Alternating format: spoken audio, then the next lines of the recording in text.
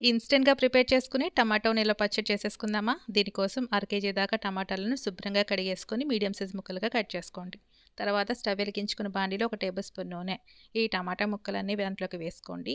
చిన్న నిమ్మకాయ సైజున చింతపండుని దీంట్లోకి వేసుకొని, ఇప్పుడు మనం మూత పెట్టేసి వాటర్ అన్ని ఎగిరిపోయే వరకు బాగా ఉడికించేసుకోవాలి. స్టవ్ వెలిగించుకుని బాండీలో హాఫ్ టేబుల్ స్పూన్ జీలకర్ర, హాఫ్ టేబుల్ స్పూన్ ఆవాలు, పావు టేబుల్ స్పూన్ మెంతులు వేసుకొని దోరగా ఫ్రై చేసుకొని మిక్సీ జార్లోకి వేసుకొని మెత్తగా గ్రైండ్ చేసుకోండి. తర్వాత ఈ టమాటాని కూడా దాంట్లోకి వేసుకొని ఒక పావు కప్ దాకా కారం, 3-4 టేబుల్ స్పూన్ల సాల్ట్, 20 దాకా చిన్నులు రెబ్బలు వేసుకొని ఇలా కోర్స్‌గా బ్లెండ్ చేసుకోవాలండి.